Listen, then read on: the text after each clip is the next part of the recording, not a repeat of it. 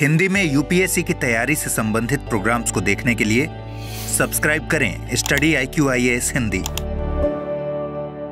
Hello दोस्तों, बात की जाए अगर हिंदी साहित्य की और उसके पद्य साहित्य की, तो ब्रॉडली 4 कालों में विभक्त है: आदिकाल, भक्तिकाल, रीतिकाल और आधुनिक काल।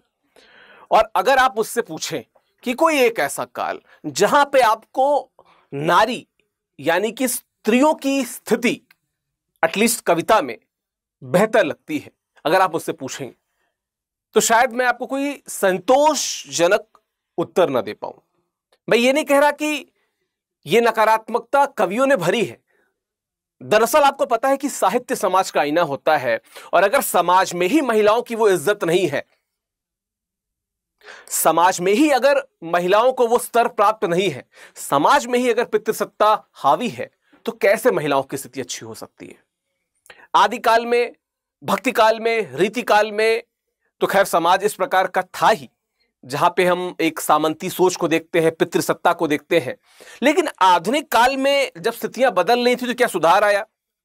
खैर, जब हम हिंदी साहित्य में आगे पढ़ेंगे, हिंदी साहित्य के बैचेस में जब मैं पढ़ाता हूं या इवन वीडियो के द्वारा अगर हम बात करेंगे तो मैं इस पर जरूर बात करूंगा। पर फिलहाल हम चूंकि भक्ति काल की बात कर रहे हैं, तो भक्ति काल 2 प्रमुख धाराओं में बंटता है: निर्गुण और सगुण। निर्गुण में संत काव्य धारा, सूफी काव्य धारा, सगुण में राम भक्ति धारा और कृष्ण भक्ति धारा। अब इनमें से अगर हम सूफी काव्य धारा को हटा दें साइड में, चूंकि सूफी काव्य धारा मोस्टली प्रेम की बात करती है, और प्रेम में भी वो चमत्कारिक प्रेम की बात करती है, और इस चमत्कारिक प्रेम में बहुत सारी चीजें ऐसी हैं जो अविश्वसनीय होती हैं, बहुत सारी चीजें ऐसी हैं जो आउट ऑफ द वर्ल्ड लगती हैं। तो ऐसे में महिलाएं वो स्थान बना नहीं पाती। और सूफी अगर हम दर्शन की बात करें तो खुद ईश्वर को, अल्लाह को ही महिला माना गया है वहां पे, तो उसको भी हम इसीलिए अपने आज के डिस्कशन में काउंट नहीं करते।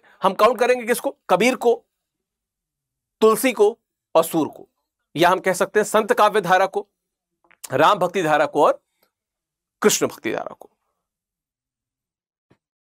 इसके पहले कि मैं आगे बढ़ूं, मैं आपको बताता चलूं कि हिंदी साहित्य वैकल्पिक विषय का जो नया बैच है वो शुरू हो चुका है। 16 जून को एडमिशंस क्लोज हो जाएंगे, 16 जून को एडमिशंस बंद हो जाएंगे। अगर आप हिंदी साहित्य से जुड़ना चाहते हैं तो देर मत कीजिए।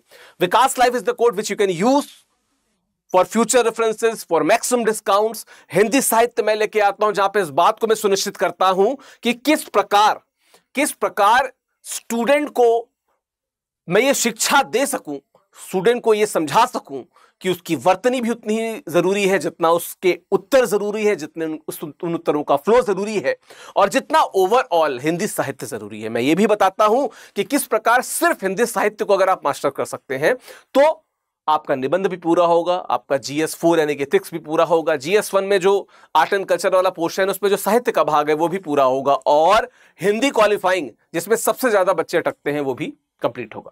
तो इन सभी एस्पेक्ट को अगर आप देखना चाहते हैं, समझना चाहते हैं, और इनके द्वारा आप यूपीएससी की जर्नी कंप्लीट करना चाहते हैं, तो हिंदी साहित्य से जुड़ सकते हैं। Vikas live is the code for maximum discount at any course at study IQ। ठीक है, चलिए बात करें अगर सबसे पहले तो हम संत कवियों की बात करें और उसमें से कबीर की बात करें, तो कबीर क्या कहते हैं?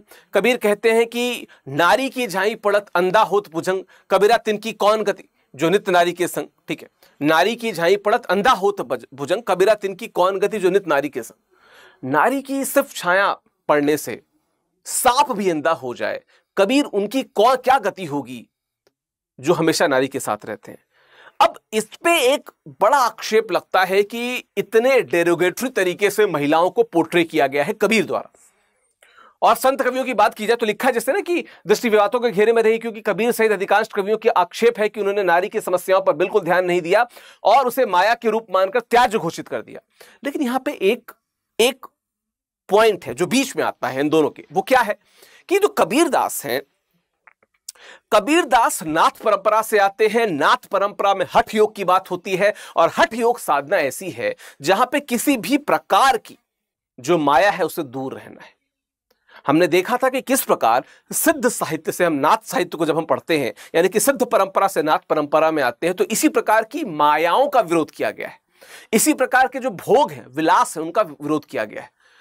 तो एक बार ये लगता है कि जो नाथ परंपरा में हठ योग साधना है, उसके लिए आपको इस ब्रह्मांड में, चराचर जगत में व्याप्त हर माया से दूर रहना पड़ेगा। और शायद इसलिए कबीरदास नारी को माया स्वरूप मान के उससे दूर रहने के लिए कहते हैं।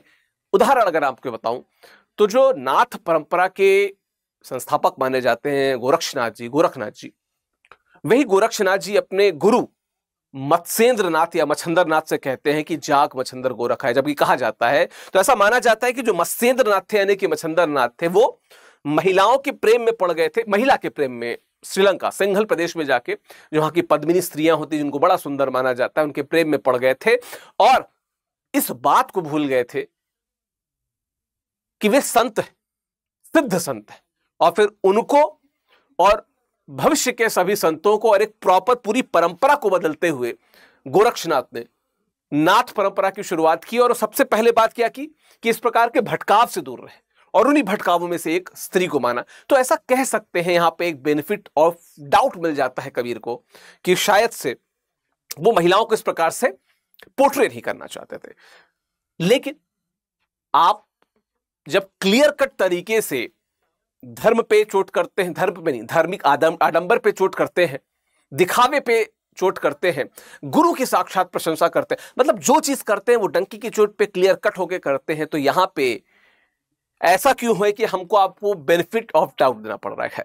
मैं कोई एक्टिविस्ट होकर नहीं बोल रहा, मैं तो वही बात बता रहा हूं जो साहित्य में मिलता है, ठीक है।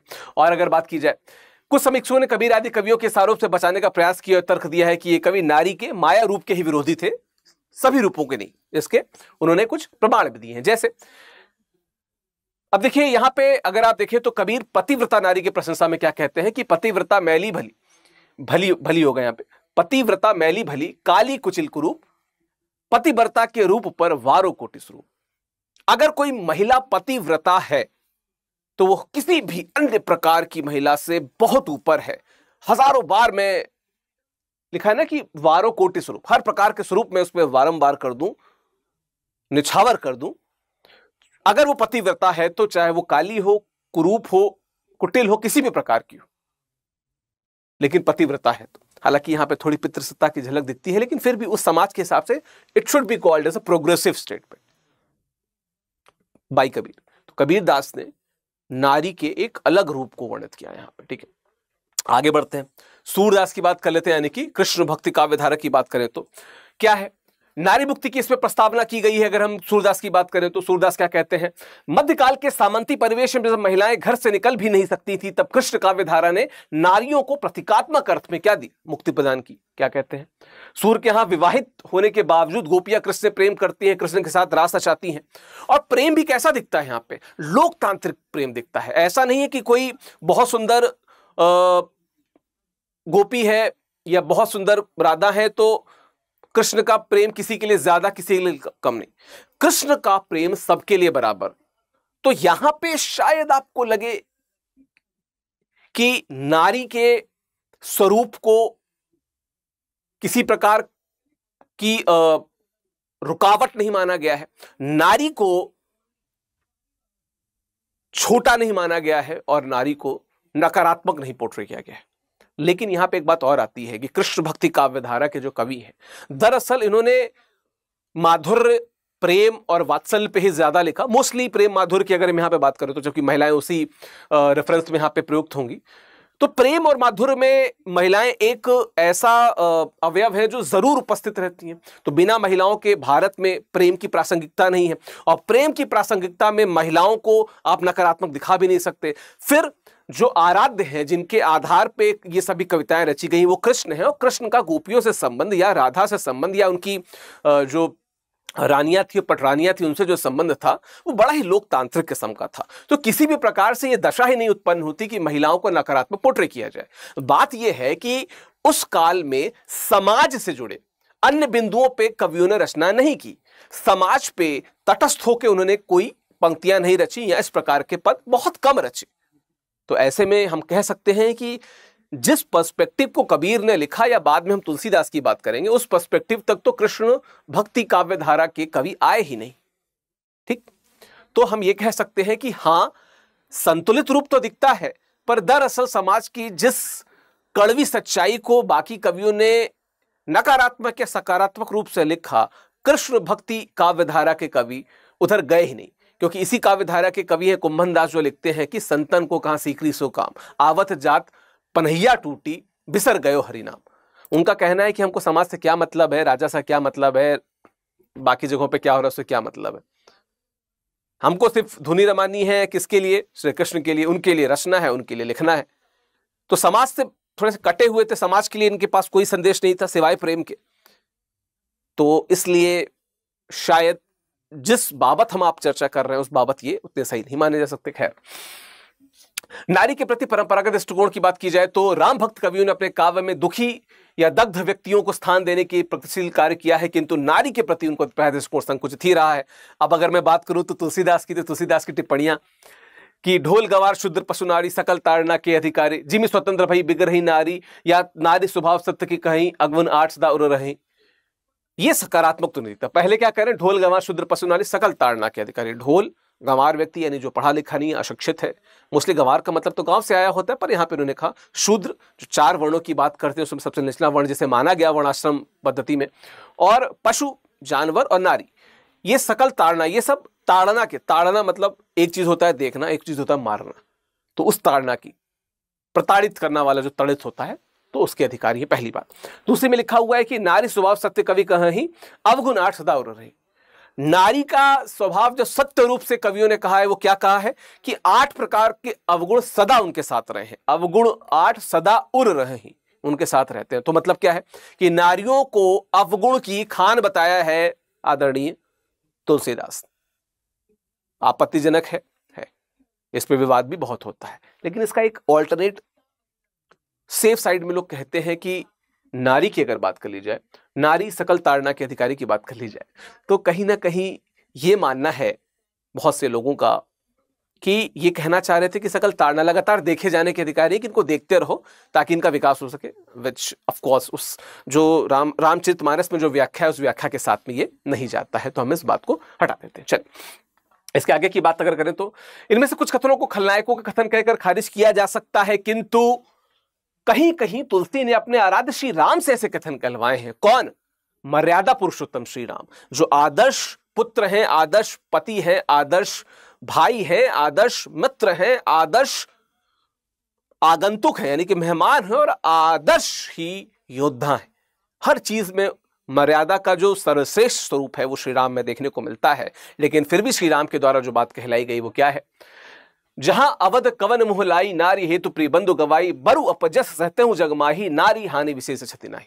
क्या है, जहां अवध यानी कि अयोध्या में किस मुंह के साथ जाऊंगा, किस चेहरे को लेकर जाऊंगा, नारी हेतु प्रिय बंधु गवाई, नारी के लिए, चूंकि जब सीता की खोज में निकलते हैं फिर मेघनाथ से उनको शक्ति लगती है लक्ष्मण को और मूर्छित हो जाते हैं, तो कहते हैं कि नारी के लिए अपने भाई को गंवा दिया। बरु अपजस सहते हूं जगमाई, समस्त विश्व का अपजस में सह लेता, लेकिन नारी की हानि से कोई विशेष क्षति नहीं है। क्षति किससे है? भाई की हानि से। तो यहां पे भी श्री राम के द्वारा जो स्टेटमेंट दिलाया गया, that also says the same thing, same बात यहां पे भी देखने को मिलती है। क्या कि नारी, यानी यहां तो माता सीता की बात हो रही और साक्षात श्री राम कह रहे हैं। तो मैं टारगेटेडली नहीं कह रहा हूं, हम लोग जब हिंदी साहित्य पढ़ते हैं तो हिंदी साहित्य में हम नारी के चित्रण को अक्सर डिस्कस करते हैं, रीतिकाल में भी करते हैं, भक्ति काल में करते हैं, आदिकाल में करते हैं, आदिकाल में करते हैं। तो यहां पे जब हम करते हैं तो हम इस निष्कर्ष तक आते हैं। खैर, कहतव्य है कि कई स्थानों पे तुलसी नारी की प्रतनता पे दुख भी व्यक्त करते हैं। पार्वती के विवाह के संदर्भ में उनकी मां से कहलवाते हैं क्या, कथ विधि सूझ नारी जगमाही, पराधीन सपने झुकनाही। नारी की स्थिति और उसकी उस विडंबना की बात भी करते हैं कि नारी जब घर में रहती है तो भी पितृसत्ता के अधीन रहती है, और जब शादी होकर जाती है तो भी पितृसत्ता के अधीन रहती है, तो पराधीन रहती है। और पराधीन जो व्यक्ति होता है वो सपने में भी सुखी नहीं होता है। कुछ इस बात की बात जो रामचरितमानस में पार्वती के विवाह के समय उनकी माता कहती। आप मुझे कमेंट बॉक्स में बताइएगा कि पार्वती की माता जी का नाम क्या था। तो ये एक लब्बो-लुआब निकल के आता है। तो कुल मिलाकर हम कह सकते हैं कुछ आंतरिक विचलन की उपस्थिति के बावजूद ये कवि नारी के प्रति मध्यकालीन व परंपरागत दृष्टिकोण से अधिक ऊंचा नहीं उठ सके। तो मध्यकालीन जो परंपरागत चीजें देखने को मिलती हैं, जहां पे हमें नारी के प्रति एक विशेष प्रकार का दुराग्रह देखने को मिलता है, या हम कह सकें कि पितृसत्ता का एक हाई लेवल दिखता है, या सामंती सोच दिखती है, निश्चित तौर पे जो भक्तिकालीन कवि थे वो लिखा है ना कि परंपरागत दृष्टिकोण से ज्यादा न सोच सके न ज्यादा लिख सके, तो यहां पे एक आपत्ति तो उठती ही है। अब आप मुझे बताइएगा, सिविल सेवा की तैयारी कर रहे हैं या इस भारत के आप ऐसे युवा हैं जो हर मुद्दे पे अपनी राय रखते हैं, भक्तिकाल में नारी के इस चित्रण पे आपकी क्या राय है? बिना किसी पूर्वाग्रह के कमेंट कीजिएगा, मुझे जरूर बताइएगा। हिंदी साहित्य वैकल्पिक विषय 16 जून को एडमिशन क्लोज हो रहा है, मैं लेके आता हूं, मैं ही पढ़ाता हूं। अगर इससे जुड़ना है, जो रीतिकाल से शुरू हो रहा है, तो स्टडी IQ की वेबसाइट पे जा सकते हैं, नीचे लिंक दिया होगा, उस पर क्लिक कर सकते हैं और हिंदी साहित्य से जुड़ सकते हैं। विकास लाइव कोड का प्रयोग करेंगे आप मैक्सिमम डिस्काउंट के लिए, ठीक है। बाकी मेरा टेलीग्राम चैनल है, स्कैन करके जुड़ सकते हैं। टेलीग्राम के सर्च बॉक्स में जाके ऑफिशियल विकास डालेंगे तो मेरा चैनल आ जाएगा, वहां पे जुड़ सकते हैं। vikas.singh@studiiq.com पे आप मुझे मेल कर सकते हैं, अपने विचारों से मुझे अवगत करा सकते हैं, मुझे कुछ भी लिखना हो आप लिख सकते हैं। और स्टडी IQ के किसी भी कोर्स पे मैक्सिमम डिस्काउंट के लिए you can use this code Vikas live. इस कोड को याद कर लीजिए, स्टडी IQ IAS के सभी कोर्सेज में मैक्सिमम डिस्काउंट के लिए। अपनी राय से मुझे अवगत जरूर कराइएगा, आप क्या कहना चाहते हैं इस बिंदु पर। Thank you so very much, धन्यवाद। हिंदी में UPSC की तैयारी से संबंधित प्रोग्राम्स को देखने के लिए सब्सक्राइब करें स्टडी IQ IAS हिंदी।